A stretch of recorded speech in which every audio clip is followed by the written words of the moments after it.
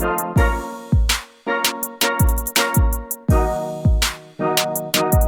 here's gonna be a really short DIY for y'all. I'm gonna be making a soundproof wall. But as I live in an apartment, I need to make it portable to where I can get rid of it if I need to. And your boy needs his deposit back, you feel? So we got a few things here. Even though typical walls are 8 foot tall, which these are 8 foot, you got to account for the carpet and then where they're going to be sitting, so you're going to have to trim some off more than likely. And then I ordered these off of Wish. These are $28 about after tax. So this should give you an idea of how many you're going to need, because I was wanting to do 2 walls. But if you want to do 2 walls worth, you're going to need to buy more than one of the packages. So that if you were ever wondering how many of those little soundproof squares come in those packages, it's about this much. This is 8 foot, 8 by 4. 8 foot by 4 foot. So that's how much square footage you get. That wall will be used at some point, just not yet. So what I got here is some spray adhesive, and I'm gonna adhere these square pads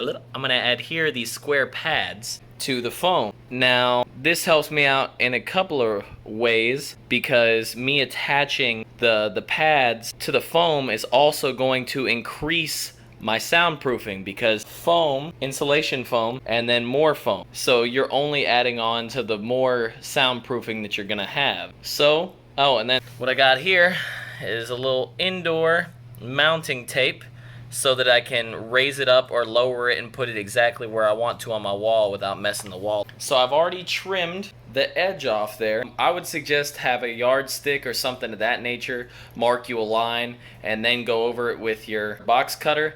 But you know, I kind of freehanded it. It is what it is. It looks pretty straight to me. So I guess in the next clip, this is my pattern that I wanted to have. All of the lines are facing opposite of each other, and it's checkered. I feel like that's the best bet. Also, for capturing sound, I feel it makes the most sense. Not the color thing, but the way the lines are. In the next clip, you're gonna see me using that glue on those foam squares, and I'm gonna be attaching it to this foam, and then you'll see me mounting it on the wall and what the setup's looking like in the next clip.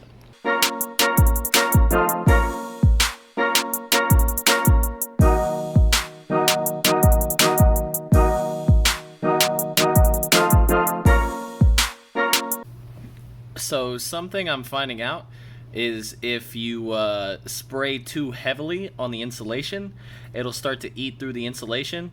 So less is more in this instance, where you can just put a little bit, it'll stay, and then you can put it where you want.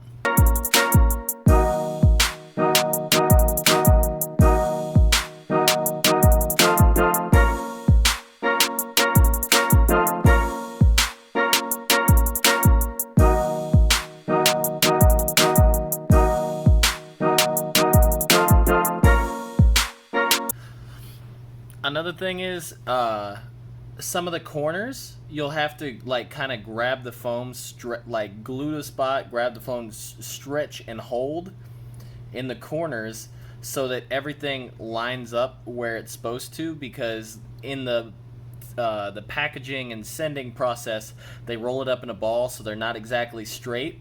But as long as you like spray the spot you want it to stick and kind of grab it, pull, and hold for a little bit and let go, it'll stay in that spot, so you can like close the gaps between the pads.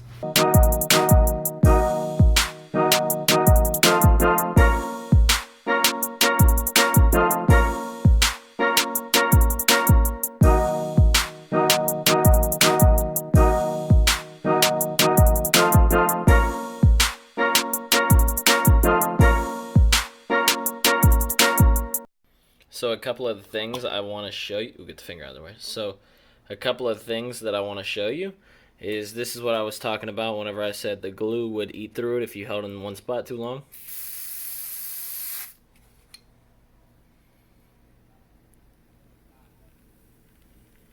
See that? So less is more.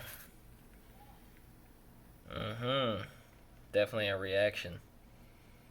Crazy. Kind of gross, actually. So we got this behind the computer here. See how that works out. And then this will be the other wall horizontally where I'll put the other styrofoam or the other foam squares. And then I got like this neat corner thing with some of the access pieces. I feel like it just gives it a little detail, and plus that'll be a good way to break up the sound in the corners. One thing you need to know about sound is that, like, little quick tip here. Say you're at your microphone, okay? You have the sound that's going into the microphone, but you also have the sound that's going back, hitting the wall, and then coming back into the back of the microphone. That's what will distort the clarity of your sound before you want to. So you use your walls to help catch some of that sound from coming back into the microphone. And then in corners, the way that sound would react to like a normal corner is it would hit into different directions and then come back. If you do like this, it won't do that. It'll break up and it will ripple away. But anyway, whenever I get more styrofoam, it'll be on this back wall and then on that wall. And that's gonna look pretty good, I think. Here's what we're working with. But so I took the tape, the double-sided tape. I put this where I wanted to, put some tape along the edges, and then you just press. It's not that heavy, being insulation, which is just foam and foam. So that's why the 10-pound double-sided tape is enough, especially if you disperse it pretty evenly along the back. So I hope you enjoyed that episode of Backyard Fitness and Stuff. Builds, little DIY. Back it up even further. And hope to see you next time. I hope this helped you out some. Backyard Fitness and Stuff.